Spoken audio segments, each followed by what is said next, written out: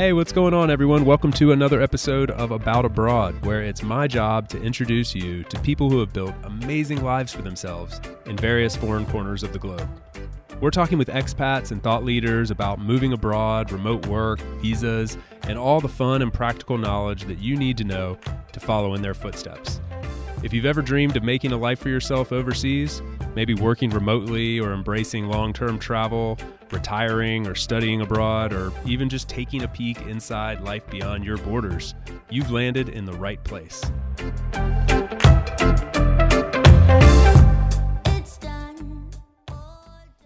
My guest today is a lifelong friend of mine named Kelly, who is a self-described small-town girl from North Carolina, which is where we met, and is currently, quote-unquote, thriving in Hong Kong. It was so cool catching up with her. I had not talked to her since she moved to Hong Kong several years ago, and to hear about her transition to a major metropolis like this, and now having explored several countries around Asia and just digging deep into the culture and the life of Hong Kong, both in the city and then the surrounding area, islands, villages, was just so interesting. So whether you have an interest in making Hong Kong your home, or perhaps what life is like when you're transitioning from sort of a small town to a big city, really moving abroad for the first time. Kelly had traveled some, but not necessarily like extensively, and this was a big step for her, and maybe a little bit of a scary one at first, but she is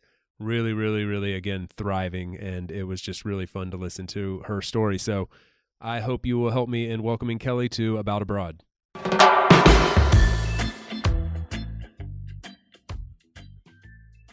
Kelly, welcome to About Abroad. Thanks for jumping on the show today. Hi, Chase. Thank you so much for having me. It's good to see you.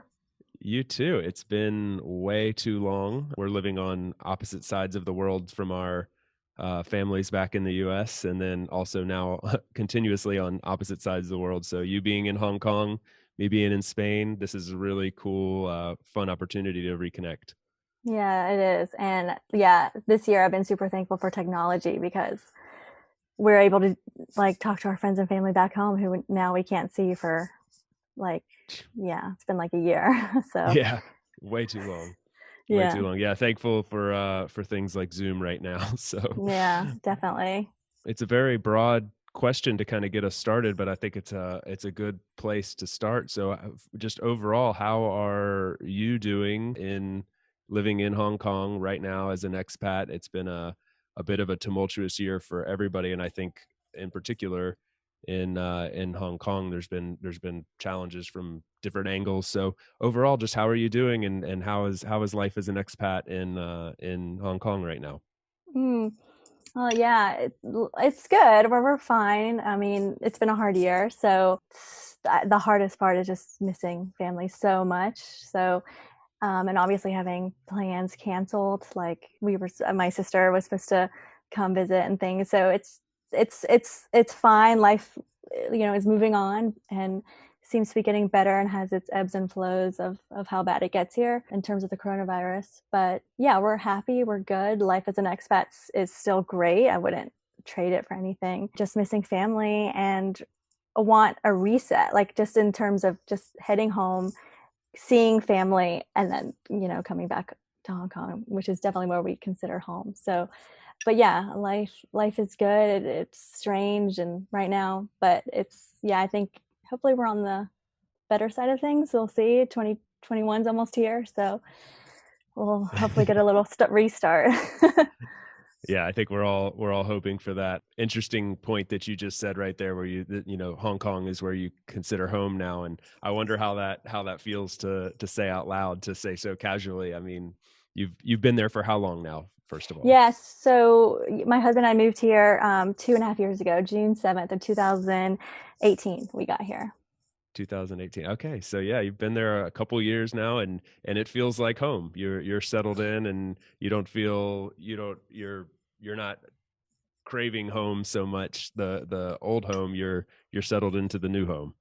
Yeah, we surprisingly we really fell in love with Hong Kong, and I actually didn't know how I would take to moving here. Yeah, we moved here 2.5 years ago.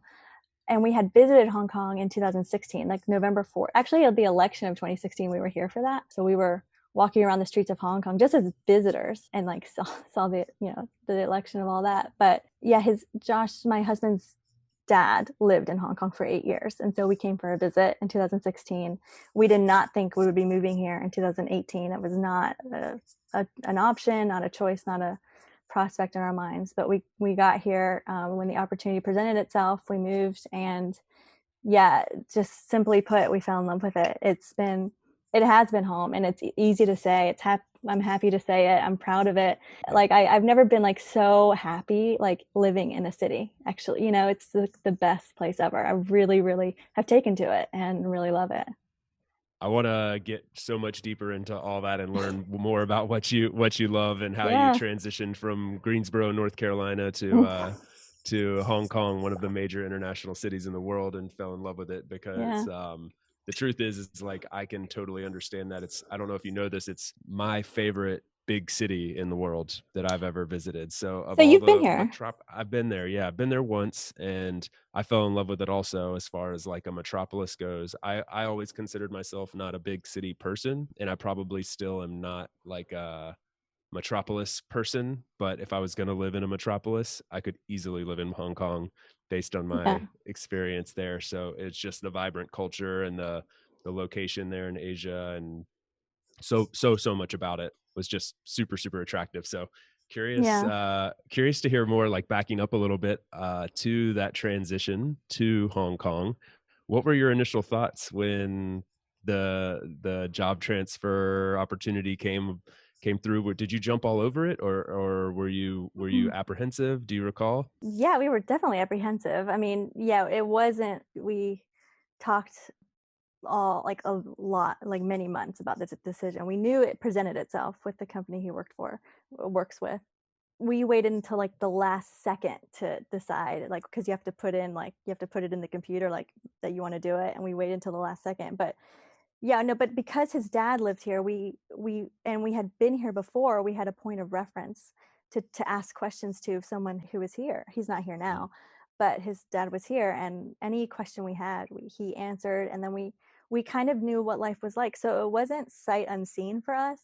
It was, we knew that it with the transition, I don't think would it be that hard, and Hmm. it's definitely a culture shock, but it's very much westernized. And what I don't think what a lot of people know was that Hong Kong was a British territory for 157 years. So there's very much like Western medicine here, and like Western British influence. So it's not like you're walking into a different world, because it can be very familiar. Yeah. Yeah, I felt that too, and I was when I went there, had been in mainland China for a couple weeks at that point, I think, or something. I don't remember exactly, but I remember feeling a very homey feel, like, oh, I'm back in, in Europe or in the Americas or something. It just felt like things were different again, and that went from seeing some more things in English to things just running a little bit more according to schedules that you're used to, and it was just all of a sudden felt very homey. Yeah, it is. Yeah, it's not totally foreign. I agree. Yeah. And when we talk about where we came from, maybe your viewers should know how deeply we know each other. So they have a point of reference that like yeah, like growing up from Absolutely. Greensboro, that's just from Spain and Hong Kong. And then, yeah, so there is a deep Greensboro vibe with us. So Yeah. Yes, that Greensboro vibe runs very deep. Yeah, I've known Kelly my pretty much my entire life. I'm a couple years older than you, and so yeah, I mean it's very interesting. I find it now, like I don't think either of us were big travelers necessarily, like growing up. Like it's not like we were jet setting and backpacking around Europe or South America or something with our families, but maybe we both just sort of found a passion for thriving and living in another country at a mhm. later point in life. You think that's fair to say? I absolutely think that's fair to say. I'm thankful for our hometown, and and all that. It provided great people in our lives. My brother and I were just talking about that. Like the people we met were great, but we all kind of left, and are just doing really like great things like elsewhere, and that's good, that's fine, because yeah, I think it created like a great like route for everyone. But yeah, I Hmm. think travel, my parents always encouraged travel, and we did do it as a family, but gosh, we certainly didn't come to Asia. But yeah, it's definitely been a hobby. It's been fun. And that was actually the point of coming here too, was like kind of hopping around on time off and all that. But that obviously goes out the window this year.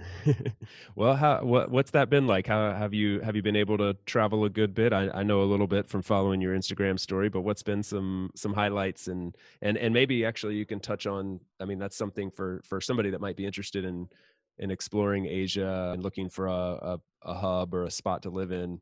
Hong Kong can be great for this because you're so centrally located to so much of Asia. You're one flight away from some of the most incredible cities in this part of the world. So maybe dive into that a little bit about like the lifestyle for a travel lover from Hong Kong.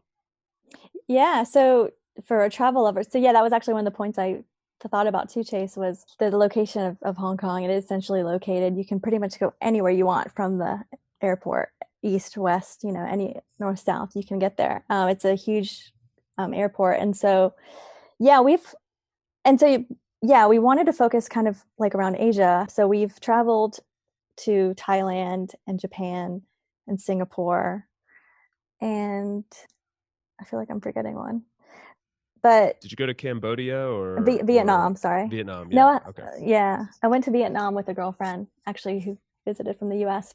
And so we definitely had more on our list. And then my sister was supposed to, I have a twin sister, and she was supposed to be here in February, and we were going to go to Vietnam there because in the Philippines. So I don't know if I Yeah. mentioned that.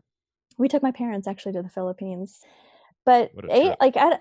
yeah, it was fun. And so yeah, if you're a travel lover, then Hong Kong's a great place to go, because beyond Asia, then there's like you can just get anywhere, like Europe, Yeah. and I mean direct flights, San Francisco, yeah, Australia. So it's a great place for that. Wow. Yeah, that's something I think I saw some stat. Is there a Disney World in Hong Kong? There's a That's a random Disneyland. question. Disneyland. Okay. I It's saw when they actually were not far from me. Okay, all right. So I saw when they were first either maybe they were talking about building that or it had just been built or something. This was years ago. But I remember seeing this stat that said like it made so much sense because within a 4-hour flight on that from Hong Kong, you could reach like 25% of the world's population or something crazy. Like, and it really blew my mind. I remember thinking like, first I was like, wait, you're gonna put a Disneyland on like a little island, like a series of islands. And then secondly, wow, that stat is amazing. And I think that's something that I know it caught me off guard, and I'm sure it would catch a lot of people off guard. Like that's a super central location to jump off to other parts of Asia. Yeah, it is. It's a great location. And then yeah, that Disneyland isn't far from me. It's like one metro stop away. How is it? It's small, Yeah. but that's how Hong Kong is. It's just small in every aspect. But it's fine. You definitely feel the Disney magic and all that. They have some big rides like Space Mountain and stuff. Oh, okay. Very nice. So going back to like when you get to Hong Kong, you guys make the decision to go there and you arrive. What were some of the I guess the culture shock? What was some of the aspects that maybe weren't as expected, or maybe they were even expected, but just a little bit shocking for you that if someone was arriving there for the first time, moving there, something they might expect to experience as well. So it's Hong Kong is extremely crowded, and it's very densely populated. So that was something I had to get used to. And it's just you are surrounded by people everywhere you go, and bumping into someone is common, and you don't have to apologize for it, because you're just going to bump into someone, and it's not because they weren't paying attention. It's so densely populated here. In fact, I actually wrote down a little stat about that, because it is like one of the most congested places to be. Yeah, there's like about 4.7 million people here, and I read that there's 17,311 people per square mile, Oh my which is God. pretty crazy. I would love to know how that compares to some of the other metropolises in the world because I imagine that's very, very high on the list. Yeah. And also, so yeah, like bumping in. So I would be like, oh, so, but then they were already gone, you know? Yeah. So it's like, that was something. And also, like, they drive on the opposite side of the road here. And so you think in the US, like, you walk how you drive. Well, that's not a thing here. You just walk and you just go in between people. And so you think you have a theory and to avoid getting bumped into, but you don't. It's kind of, so that was something I had to like, just the niceties that are so common in the US.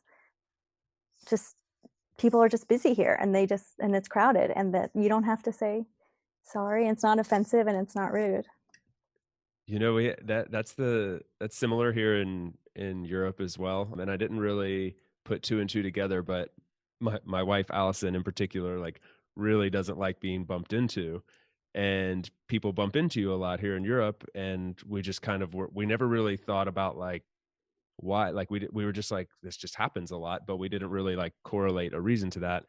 And I had a coworker visiting here, and she said like as soon as she landed, she was living in the US, from the US, and as soon as she landed she said, oh, like I forgot about the lack of space thing, you know, like people have less, we're used to having all this space in the US, and people like if you're walking up to somebody, you do like a big like semicircle around each other. Like you show this Yeah. sign like I'm giving you your space, like, you know, 10 feet 2 or 3 meters ahead of time. And here that doesn't happen either, like, and people brush shoulders all the time or wait till the last second to even give like a little move. And Mm. it's really funny, like it takes some getting used to, and you don't realize that you have some of these like norms about you until you live in another place, and then they're kind of like exposed. Yeah, definitely. And then speaking of, so in that same realm of space, and same with probably Spain, I imagine like your living space is small. Nothing probably Yeah. what you're used to in the States, right?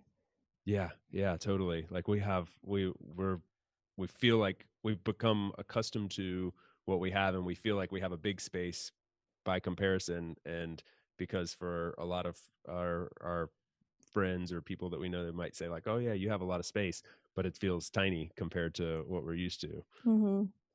Yeah, but it How makes you about appreciate what you don't need. Yeah, exactly. I don't feel like I'm lacking anything at all. Yeah, me What either. about in Hong Kong? Like, what would be like a normal space that someone might expect to live? You know, you're a married couple. What's Hmm. a common space look like? So our apartment is 940 square feet, and that's actually, and we actually That's just big. moved from a place from that was 640 square feet. So we did go to a little bit of a bigger, and we're enjoying the space, but we don't like, but it's like, so when I have friends or family visit, they are kind of shocked that like there isn't like a closet here, so like one of the bedrooms is a closet. You just have to, and there's no storage too, so you like, IKEA is like our best friend because you've learned like how to create space vertically. And you don't, yeah, you don't need like all these big things. Like the bed has storage or the couch can have storage, and you Yeah. store, yeah, it's been creative actually for me to think of ways to put something away or hang it or things. But yeah, I mean, small living space, it's interesting. And like we don't have a ton of clothes. We try to like live minimally, yeah, just like have very small, like not a lot of stuff, like, and kind of go through what we don't need every 6 months or don't wear and just purge it because, I mean, we don't have space. And that's why I try to tell my family too, like, please don't send us anything. We have no space for it. Yeah, yeah, yeah. We don't need stuff. Yeah, we don't. Yeah. Yeah. Yeah, can very much so relate to these things. So that's interesting. Some commonalities here between our lives. I think that's So most of the world. I think the US is just abundantly spacious. And that's a fear when I go back, when we talk about going back, is like, I mean, I don't even know how I would decorate a big house, like, because yeah. we have nothing. Yeah. And so I don't know. We It'd talk be about that interesting. too. We're like, well, what do we do with all that space now? And what used to seem normal would seem a little bit Yeah. not excessive necessarily, but just like a little bit like too much for us. Like right now, like I've totally adapted. Yeah. And it's a good, I'm happy with it. I don't feel like I need a lot of space. So how about from like a social standpoint and settling in there? I mean, Hong Kong is known as a super vibrant international city. You guys aren't the only expats living there. So what's the social scene like as far as like getting settled in and getting to know people? And do you feel very much like a foreigner, or do you feel just like another, part of the population there? And what's that aspect been like for you? Yeah, so Hong Kong is a big expat community actually. So there are a lot of foreigners here from Spain and Europe and the US, Australia, and the UK too. I mean, it's so and so yeah, we've made friends. So most from the US, and I do have a workout group that are local Hong Kongers, which is fun. And so we definitely talk, but they're like the workout group, like some of the people have like went to college in the States. And so they are very well versed on like both aspects of like Hong Kong and the US and how things work and operate and government and things. And so it's been a fun conversation getting to know them and talking to them, especially this year. It's an election year, so they were very just like, asking me questions about that and how I feel about that and their feelings as well. And just, I mean, and then living abroad too, I've noticed like the US is it's all over the TV. Everyone knows like what's happening like in the US. And that was a huge like eye opener for me because yeah, like I don't know, it's everyone knows and they know our politics and they know people's names. Like of course they know the president, but they know other people too. So it's just interesting like what a presence the US holds that I didn't realize when I lived in the States, like what a presence we hold in other countries.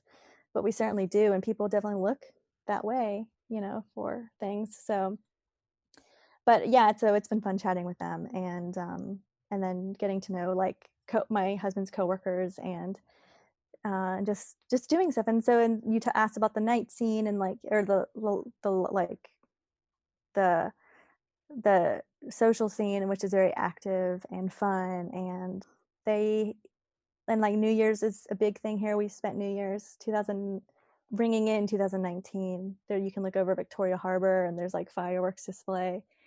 Oh, So yeah, wow. it's been fun. Like just there's a lot to do, and you can do really fancy things and then you can do like downright gritty things. There's some villages and stuff, and they have very simple life, and then there's the fancy dinners and things like that too. So you can get a little bit of both. Oh, I'm so fascinated by that actually. So you can, I think when everybody pictures Hong Kong, you just picture the bustling skyline and Victoria's Harbor. What is it like getting outside of the city and getting I mean, I don't even picture outskirts at all. Like I just see the city that Uh, just continues till the edges of the island and then yeah. moves on. So yeah, what's that like? Well, I will say that that is an awesome place to be, the Victoria Harbor and Hong Kong Island. I mean, that view never gets old. It's incredible. It's beautiful. It's like it's such a special place in my heart to see that. I mean, you never get over it. I could stare at it all the time. But I do like getting out of the city. In fact, we live out of the city. We live about a 30-minute train ride out of the city. So we're actually on live on the outlying islands. And so we like to escape the city, and so there's a lot of villages here that I mean and that's really cool to see. Like Tai O is one of the oldest fishing villages in the city.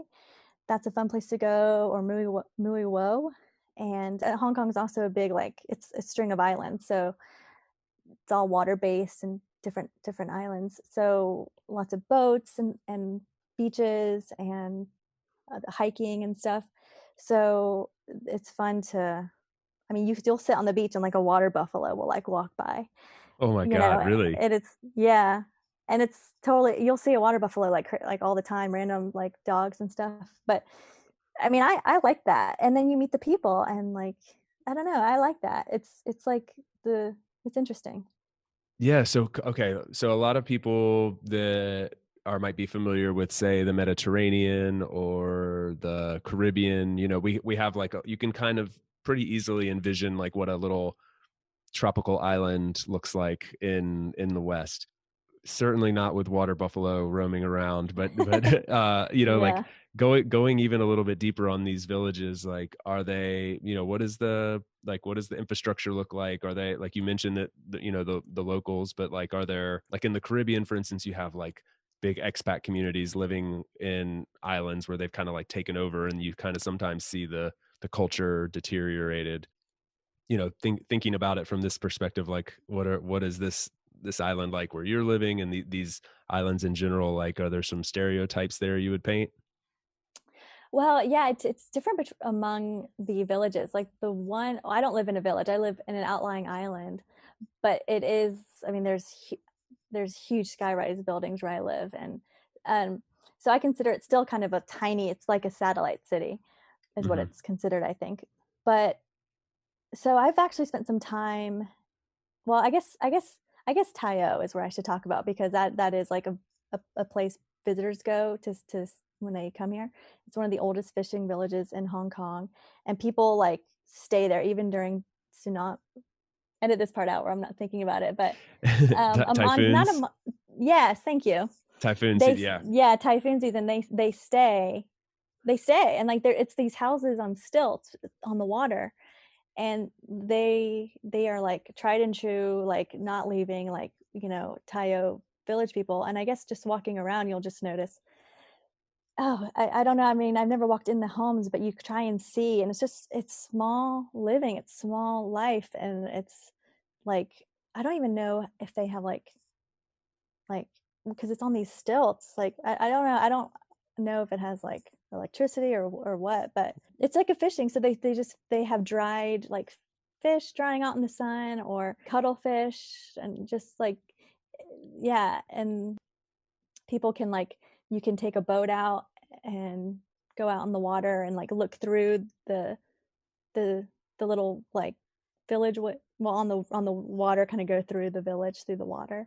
Oh, wow. um it is cool. So yeah, and then and some of our coworkers live in these villages. They live in almost Some of our friends live in Mui Wo, which is another village, and I take walks with my friend, and we kind of go through, and it's really neat. It's just a small little, like, with like little walkways and little tiny streets, and there's people like sitting and making stuff, or I don't know, it's just really cool to see, but it's like just a simpler life. It seems, the picture you're painting seems very authentic to me, and Yeah. not too tarnished by outsiders. It is that fair? Yeah, I would think so. Yeah, Yeah, it's that's so interesting to have that, like, super close to one of these major cities, and to still have that, like, truth and authenticity and history and culture there. That's amazing. yeah, yeah, and that's actually the cool part, is you can see both. You can see Yeah.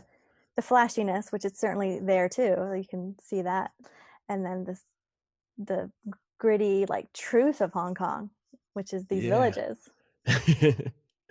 Oh, that sounds incredible. That would be the kind of thing that if I were to come visit, I would want to go experience. As much as I love the city and walking up and down the streets of the city, one of the things that really stood out to me, I remember, was like how it felt like you're on this like tropically jungly island, which you realize suddenly that you are when you're in the middle of the city, but like there's all these skyscrapers around you, and to have that like dichotomy between like going up Victoria's Peak, and like you're like surrounded by like jungle, and like what could be lush jungle, it seems. Yeah. And then to have that still exist, actually, like in a on a broader sense, in the villages and stuff, like just outside the city, is just incredible. Yeah, and it's only like a 20-minute boat ride away from that iconic, Victoria Harbor, which it's not like you have to go far to find it. Isn't that insane when you think about, like, going back to where we're from? Like, we might drive 20 minutes to go to, like, Walmart or something, and, like, Yeah, not even yeah. think twice Nothing about it. changes. Yeah. Nothing's Yeah. changed, and then all of a sudden you're like, "Yeah, I can go from Victoria's Harbor to a small fishing village." That's actually a Uh, good point. yeah. Yeah, I never thought about that, but you're right. Yeah. And it's a small country. So you can yeah, it's amazing where 20 minutes can take you. Yeah. How's the you mentioned this earlier, and I didn't want to skip past it, because I find it really interesting too. And actually I found it like kind of frustrating in the past, but I've come to really appreciate it, is like the emphasis on the US from the foreign perspective, and how, I mean, especially during an election year, it can kind of be like a little bit overwhelming sometimes. But I mean, with Trump and everything is amplified. But like it is true. I mean, I find that here, like people know our politics and know what's going on in our country sometimes a lot better than we do. And so Yeah. I also find that interesting. Is and it was really like I very impactful to me that you mentioned that, like, that was something that sort of like helped form some social bonds there in Hong Kong with locals. So I didn't want to skip past that completely, but if I don't know if you have anything else you want to share on that, how this year was in particular, on that note. But I did find it really interesting, and we didn't touch on it much after you mentioned it before. Yeah. Yeah. This year has been tough. It's well, the election year, and everyone has an opinion, and people have strong opinions about the current president in the U.S. So it's been interesting. I mean, the one that's I don't know. I wish I knew. I feel like I tell people I've learned more. I don't know how this will come off sounding, but I've learned more about like my home country, the US, but I had to like leave it to know like a lot more about it. And what I mean by that is just like I did not know the presence the US has all over the world. I mean, I just feel like when you're living there, so when I shouldn't speak for everybody, but when I was there, I was just wrapped in my own world and just work and school and just whatever. But and some travel, I guess, but you just the worldly like perspective wasn't there, and I had to leave every everything I was used to and comfortable with, and really get out of my comfort zone to like start asking questions and like why do they know everything about the US? Like why is it such an important part of their life? But it is, and it always has been, and they know a lot about it. And I mean, I feel like, gosh, I didn't know anything about Hong Kong before I moved here. I mean, so, why I don't know, it's just interesting what a presence Yeah. we play, and I wish more people knew that what our president says and does, and what the Secretary of State says and does, it matters, and everyone's hearing it Yeah. all over the That's world. That's that's the reason I wanted to bring it back up, because I find it so important for people to know that, like, it does go beyond our borders, and the world is watching very closely. And there's ramifications for what's said and done back in Washington that kind of has a ripple effect across the world. And agreed, like, I mean, I've had the chance to live in a handful of countries for fairly extensive amounts of time, and I'm always blown away by the level of knowledge, the interest, I mean, I was literally just in France right before the election, and this lady overheard that I was American, and came up and just said, like, we're just like praying for the election, like we're going to be watching so closely. I think a debate was on that night, and she was like, we're going to be watching this. And I was like, you just heard my American accent and felt the need to come over. Like, you would have thought like the world was coming to an end over this debate. And it's based on the look on her face, and it's just like amazing to me, like we have we have this impact, and people have this level of interest. So it is important to point out. And I don't it is, and I don't that's new for me to know that. It's not new for, like, these people, like, they've always but it's yeah, it's new for me to, like, learn that, and it is important to point out. I just don't think people really understand. Yeah, you're exactly right. Like, how much it really, really matters, and everything that they're saying statewide is rippling over here. What would you say is like the like I mean, sometimes I love stereotypes, sometimes I hate them, but I think they can be really fun sometimes, especially when they're true. What would you say the sort of like stereotype is from the Hong Konger point of view of the US, like painting very broad strokes here, but I mean, do they tend to lean to one side or the other with us, or like, taking sides on major issues and stuff? Like, is there any kind of stereotype you can place there? I actually just had someone tell me, like, "Oh, that was so American of you to do that," and I'm like, "Oh, really?" Yeah, so I was at the doctor, and he like I met a one of the workout groups. How I even that I mentioned earlier, how I even met them was like I just saw them in the gym working out, and I like went up to them and I was like, "Hi, do you guys like do this? Like you guys work out like here, you know?" And he was like, "You just like walked up to them?" And I said, "Yeah, like I just said, 'Hi, my name's Kelly. You guys do this? And can I have your number?'" Da, da, da." And he was like, "Oh my gosh, it's so American of you to do that." Because Hong Kong and China and Asia really is such a submissive culture that I don't think they just like walk up to people and ask questions. Yeah. So that was I thought that was kind of funny, but I thank God I did because they've become like really good friends of mine now, like this Yeah. little workout group that are total local Hong Kongers. But then like when I talk to them just about American stuff, just what you were asking before, like broadly, I mean, they went to school in like California, and like one of the guys went to college or high school, and he was a foreign exchange student in Montana, Brady, Montana, which I Wow. don't. So he was like, "Can you imagine going from Hong Kong to Brady, Montana?" But they talk about like the food, I guess, and they talked about In-N-Out Burger and stuff like that. But just Yeah. like California stuff and Vegas, Yeah. yeah, they, California stuff, exactly. yeah. Safe to say though, I would imagine, I mean, I feel like most of the world falls into this, this bucket, but they kind of look at the situation that's happened in the US the last couple years and see it as like thankful for a change of pace in the future, I would imagine. Yeah, oh yeah, in terms of the election, well, it took like, oh gosh, how many days did it take to call Biden? But every day when I saw the workout group, they were just like, "Is there a call yet?" And I was like, "Oh, not really, but it's looking this way." But and it was on a TV screen in the gym too. Yeah. You could see the picture, but then they were kind of worried that it could be taken away, 'cause just because of the argument that Trump's making that there was some fraud Right. there, and so they were kind of worried about that. And I'm like, no, no, no. I think no, we're good. It's going to be Biden. Like we can settle easy. But they didn't know. They didn't know Yeah. that. So yeah, Well, and we don't have to go into this, but like, especially given some of the political turmoil there in Hong Kong as of recently, there probably some apprehension towards like when you see a dictator-esque kind of leader making claims and threats, and that can yeah, probably be taken a bit more seriously in a place where that feels very real and tangible. absolutely. Yeah, yeah, and yeah, the political landscape in Hong Kong has changed.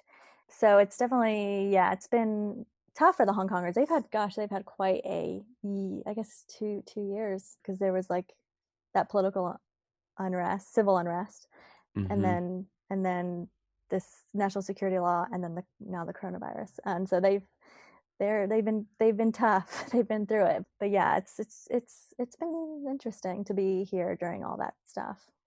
Well, yeah, you say for the Hong Kongers, but I mean, you're living there too. Yeah. It's home for you now too. So have you felt negatively affected, or have you felt uncomfortable or anything? Like if somebody was considering to moving to Hong Kong as an expat right now, should this be on their radar as something to be concerned about, or have you felt sort of insulated from it? Well, when the civil unrest happened, I guess in June of 2019. So we were here a full year before really anything like that happened. And there was concern for a minute. And I can only speak for me and like my experience here and Sure. how we feel, because I know people feel a little bit differently than me, and there was some concern about that, but ultimately we felt safe. And there were some protests that didn't really come to where we were. It was definitely more in like the city aspect of things, the city side of it. So yeah, we always felt safe here. Americans weren't targeted at all. We were still treated with respect. I mean, nothing, like I can tell you that I never saw anything, nothing ever happened to me. Sometimes you would get caught in between, like a pop-up protest, and then it would just take a while to get home. Yeah. That was the extent of it. It would none of it was ever unsafe. In fact, Hong Kong is like that's actually one of the reasons I love living here. It's one of the safest places. You're so safe here, even with all this happening. You're so safe, and that's what really like I really value safety and like feeling safe. You're very safe here as an American, and so I guess what I would tell people thinking about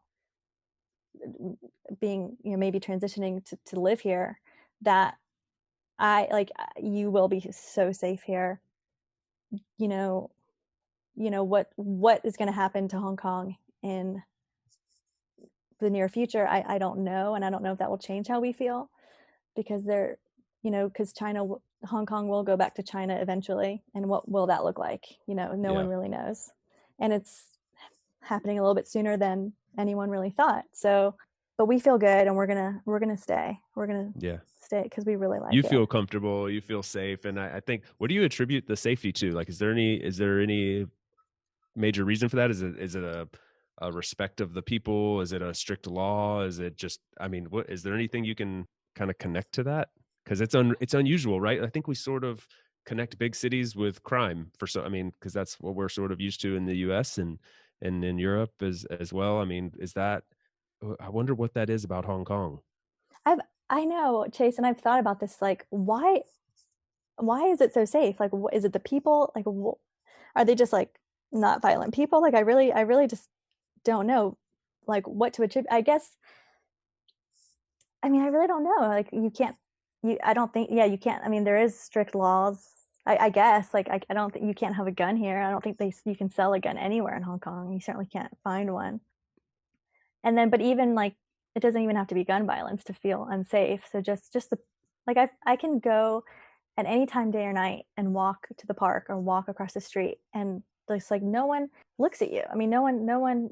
It's just so safe. I can get in a taxi, tell them where I need to go, and you'll get there.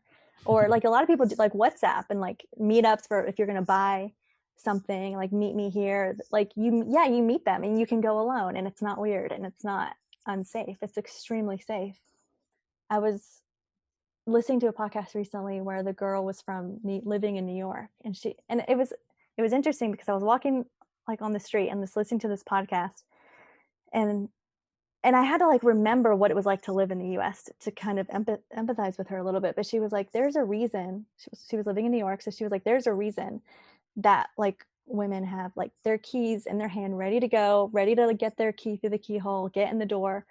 Or like if you feel uneasy walking the street and you see like a strange person like on the bench, like you just have like a feeling. And I had to think like, yeah, I've felt that before, I've done that before, and like it took me a step back, like, God, that I never think about that anymore. And when I go back to the US, I have to like tell myself like, put up your wall again, because you're not like as safe as you are, in Hong Kong. Like you just You're look not in around a Hong little Kong more anymore. Yeah. And that will be a hard, which is a crazy thing to say, like, and that will be a hard, when we decide to go home, that will be hard to give up that safety. We've had a similar experience here. Actually, your brother was visiting me here. For the listeners that are listening, Kelly's brother is my oldest and best friend, and his name's Ryan. And so Ryan was visiting me here a year or two ago, and I remember him saying he was so amazed, like kind of like surprised, but also like impressed that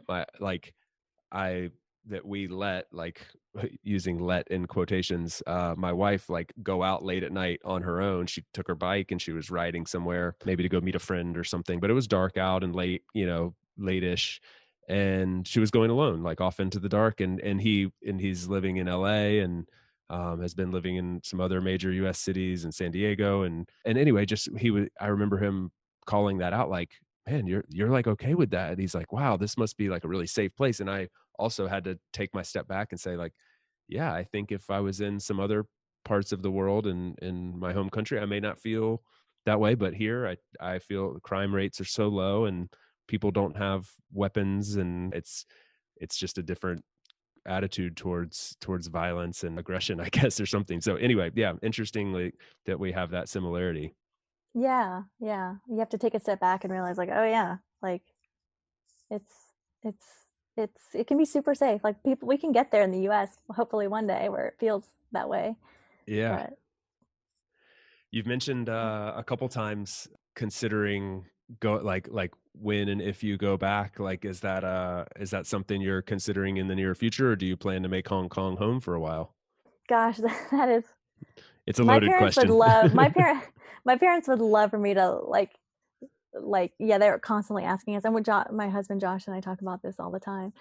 We we we we feel like we are home. Like we love it. We love it. Like we have thrived in this environment. My both of us. We just are really happy. I don't know how long we'll stay. We've I don't know how long like we'll stay. We're really happy here a lot, and I don't think it's not like we're not trying to go home now. The good thing is that my husband's in a position where he can just ask to leave now at any time he wants, and we can go back within 6 months. So at any point, we're 6 months away from going home. But we sold everything. I mean, we don't have a home, we don't have cars, so we have absolutely nothing. So there would be a whole lot of planning in that regard to get there. But we're really happy here, and if anything changes where we feel like we're not happy, or you know, we can leave at any time, I guess. But we feel like I love the city, and it is home, so I'm really happy here, and I'm surprised by that because I didn't think I would feel that way. It's been a great place to be. Yeah, it seems like it. You said you're thriving, and that's such a an awesome word to use. Like to thrive is a rare thing probably for a lot of us. A lot of us kind of live in like if life is like a 1 to 10 kind of scale, like we live in the 4 to 6 range a lot. But I think to like really thrive, you got to like push those limits and get out of your comfort zone sometime to find that like true sense of living. And so that's so as a lifelong friend, it makes me happy to hear you say you're thriving and to see that. And so as we think about that word thrive, like what do you attribute the thrivingness to? What about Hong Kong's brought that out of you, and for you and your husband, just in general? Well, what I kind of talk about Hong Kong is like, well, let me just say, before we moved here, I was working full time, and my husband and I both were, and just like what you said, like it's just like we weren't living in a great area. We weren't the happiest we could be, and then this opportunity presented itself, and I mean, careful consideration, we kind of jumped on it. And so I kind of describe Hong Kong as like immersion therapy. Like you just have to go out and do it. And you just have to. And like if you need to go to the grocery store, you walk to it, and you have a little cart with you. And because we don't have a car, we use the public transportation system, which is incredible and so clean and safe and reliable. And you have to like figure that out, and like figure out how the metro works, and figure out what bus you want to take to get to this area of town. And so I've yeah, and I've had to do a lot of it on my own because my husband is away and works. So it's been like an immersion there, because you just have to, that's what I mean, like thriving. Like and then like you meet the people and you talk with them, and you learn how to, like, you can't find everything you need here that you're used to, so you have to make it yourself, or you have to be like creative in some ways. That's where I started like baking cakes, because I love cake, and you can't like get like an American style cake here. So I've been like baking and learning how to like make all this homemade stuff, and homemade like American buttercream icing. And you just go out and you do it, and you bump into the people, and you ride the ferries, and you ride the bus, and you ride the metro, and you you you meet people, and you go out, and like and it's like lit like a fire in me, because it's so fun and I absolutely love it. And of course, like then like your day-to-day life is like Victoria Harbor and like Hong Kong Island, and I just can't believe like that's my backdrop like most days. Yeah. So I mean, you talk about I'm picturing you going to the grocery store, the local market, and being like, "Okay, I need the ingredients to make this cake," which doesn't exist here, but I need the ingredients to do it. Like mhm. that's an adventure. And it might have some down moments, might have some frustrations, but like the whole like you can't grow without stretching thing comes to mind when you think about tackling those kind of like little things relatively. Like I'm going to bake a cake today, but that baking a cake could become an entire new adventure when in the past that would be like, oh, super easy, I'm going to run down to the store, I'll be back in 15 minutes, and I'll have that. And that sounds nice some days, but when those little things become an adventure, I think you're like really living. Yeah, and it's funny, like those you have to go to, and this is typical too of Hong Kong. like in the US, you can go to Target or Walmart or Yeah. Harris Teeter or Publix to get all the ingredients you need. I don't know if it's the same in Spain, but here you have to, like, if they don't have, you have to go to a specific baking shop in this like one area, and they might have one or two things you need, but they don't have the rest. So then you have to go completely somewhere else, and then that's like a haul in itself. So I do miss the convenience of the US. But yeah, it's like it's several different stops to make one thing. Like Yeah. even dinner, it's like you have to go to all these different stores. It is very much like that here, or more so like that here than at home in the US. But it's not like, it's definitely part of the experience. Like you do generally, there are like central markets and there are some like supermarkets and stuff, but you do find yourself going to more like specialty shops especially for specialty items. And you can use specialty in quotations because it's a lot of them are like very normal things for us to want, but they just don't exist here. So it's even like more so the case in Hong Kong, because just even further different cultural differences and culinary differences and things like that. Yeah. Like I've gone to 3 different shops to find like for next week. Well, next week is Christmas, so I'm making a pie and I need a pie pan. And I've gone to and I could go into the city and do it. It's like, but I don't want to buy like a fancy one. I just need like a simple one within where I live, and I can't find one. So I had to get on Facebook and like see if I can borrow one. But it's like, it's that's one thing I miss about the US, the convenience aspect of it. But it can be an adventure if you make it. It can be fun. You mentioned Facebook, and something I think is important for anybody that's considering moving to Hong Kong is some resources on like, okay, I'm settled in, like where I've got some basic questions. I want to get feedback from people before I should go to, that you might point them to. Yeah. So Facebook, I have my own personal thoughts on Facebook. I don't love it. I sometimes get rid of it and then get it back again, because I do find it's helpful in like buying furniture. Like there's little local, like if you want to, like, it's like meetups or workout classes, or like people buying and selling furniture within like where you live, like the region where you live. Mm-hmm. So that's been helpful. I've actually like gotten some secondhand furniture from people. That's been helpful. And then Hong Kong expats was a group that I'm on. That's helpful. I think there's a quarantine one now that people are saying is helpful for any kind of questions regarding getting in and out of Hong Kong, or like quarantining while you're here. You can definitely navigate it without Facebook if you need to. Yeah. You'll be fine without Facebook. Are there other, I mean, it's a big expat community, so I imagine it's not too hard to just Google, to find a forum or a group of people that can answer further questions and get into details if needed. Yeah, I think what Expat Geo is one that I've looked at. And then I guess, Hong Kong expats on Facebook is a huge one. There's like several thousand people on that, and and people can help out with if anyone has questions about that too. Nice. Great. How's your Cantonese? And is it necessary to have any Cantonese to live there and to thrive like Kelly? No, you don't need Cantonese. You don't. You can speak English. Just Mandarin then. You just have to learn Mandarin, is that it? Well, they speak just Mandarin, yeah. Yeah. I know, my Cantonese is not great. I know good morning and thank you, but everyone speaks English, and that was another actually perk. awesome to know. Yeah. Yeah. Very cool.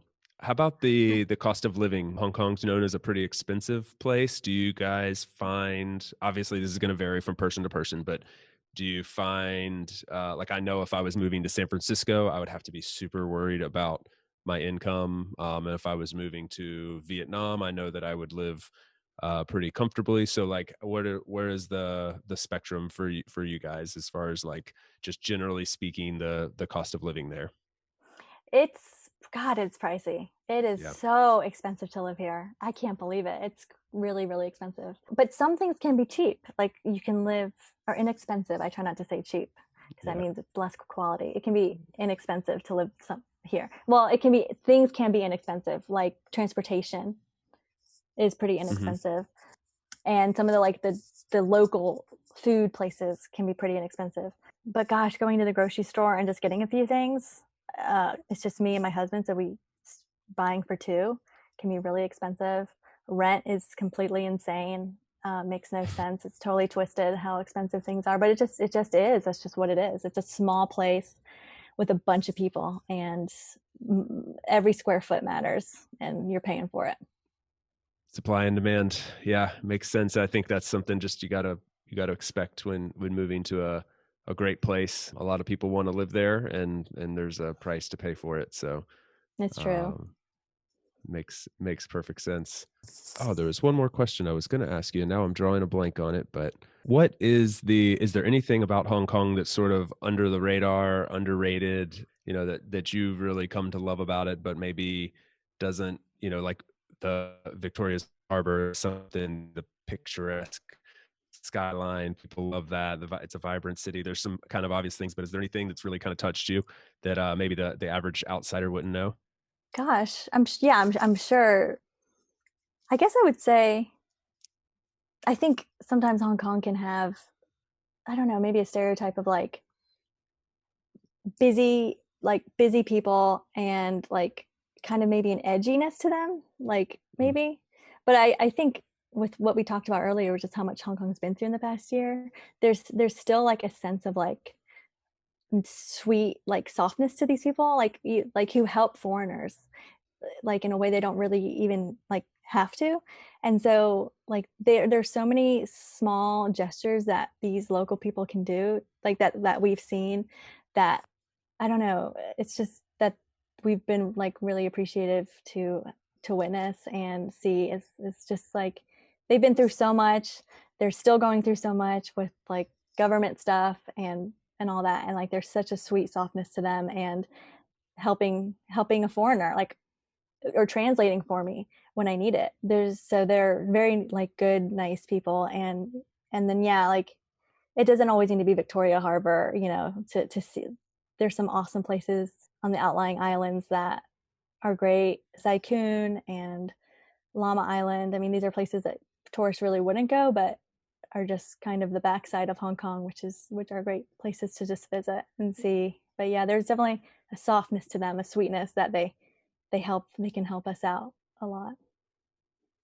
Oh, that's amazing. And that's exactly what I love to find in having these conversations, but also hopefully one day when we get back to actually physically exploring new places, that's the kind of spot I want to find the next time I'm in Hong Kong. Yeah. You mentioned something that I just want to dig into real quick. I know you're not like a, a visa expert or anything. I'm not asking for professional opinions on this, but just more so your point of view. Is that an easy process, difficult process? Is it very bureaucratic? Is it the opposite? Do you have any kind of like just general feelings towards this based on other expats you've talked to and your experiences so far? Gosh, it seems, well, I mean, only speaking for like me and what I've experienced, yeah, so it's been pretty seamless for us just because my husband's job. But I have met people who maybe do it in a questionable way, but it seems like it can A be nice way to done. put it. Yeah. There's definitely, which is ironic because this isn't a government I would want to like mess around with. Yeah. But yeah, I don't think it's too hard. I don't think it's because as long as you have like an employer that can sponsor you, uh, and then if you have, or a spouse that can sponsor you. So I think your spouse could be a Hong Konger, for example. That's actually one of my workout people. He's a Hong Konger, and his wife is from Wuhan, actually.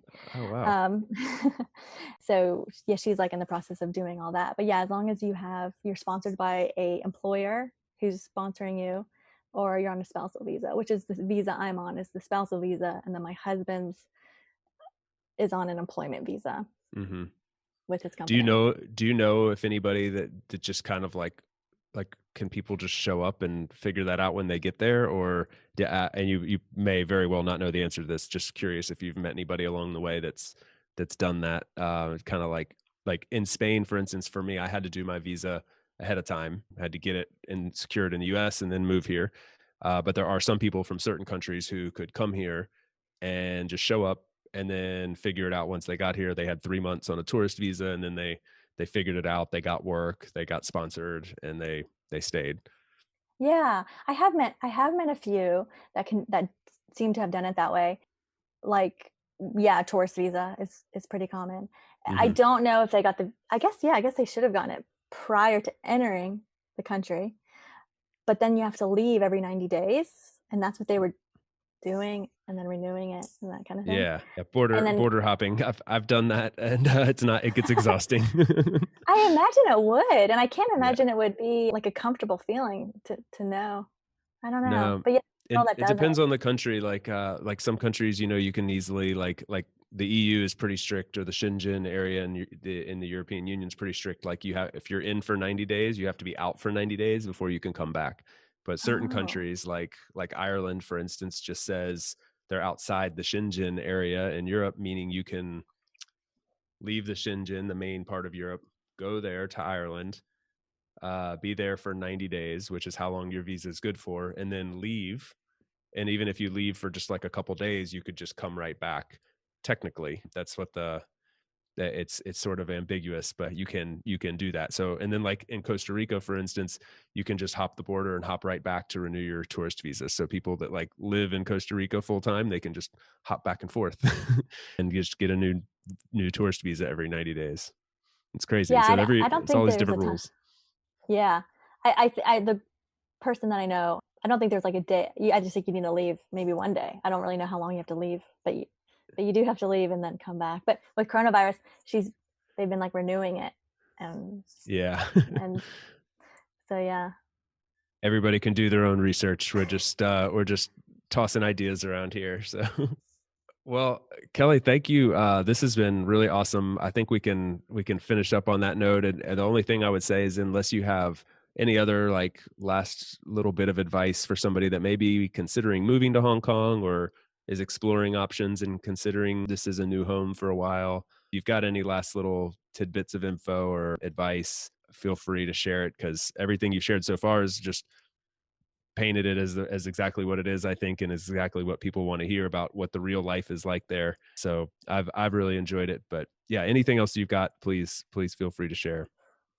Well, I guess I would just say to anyone who is considering visiting Hong Kong or even moving here, it's well worth the trip or the move, whichever the case may be. And yeah, I mean, I just think we've like I come from like a North Carolina, which is like, you know, small town North Carolina, no big deal. And I moved to Hong Kong, and I swear, if I can do it, anyone can do it. But it's well worth the trip, and it's a great place to be. And I highly encourage anyone who is in a position to do that it would be fine and a great opportunity. And you might even fall in love with it the way we did. Yeah, could surprise you, and or maybe not. Maybe after listening to this, be not such a big surprise. It sounds pretty amazing to me. So yeah, thanks again, Kelly. It was so fun catching up with you and learning more about your life there. And again, seeing you thrive makes me happy. So I learned a lot about Hong Kong and the surrounding area as well. So it's just like a great way to start my day. Awesome. Well, thank you so much, Jason. Congratulations on this podcast. You're doing awesome. It was good to talk to you Thank too. you. Super fun. This is like the best job in the world, just talking about people living in foreign lands and discussing what that's about. That I could do that all day, every day. So this is great. Thanks, Awesome. Kelly. Thank you.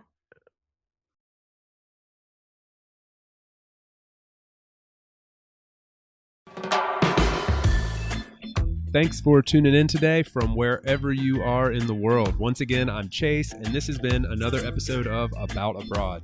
You can visit aboutabroad.com to get our latest updates and listen to past episodes, or find us on Apple Podcasts, Spotify, Stitcher, really anywhere you get your podcasts. On that note, if you enjoyed the show, feel free to subscribe, and if inclined, leave a few stars and a review. It's truly, truly appreciated and will help more wanderers just like you find us.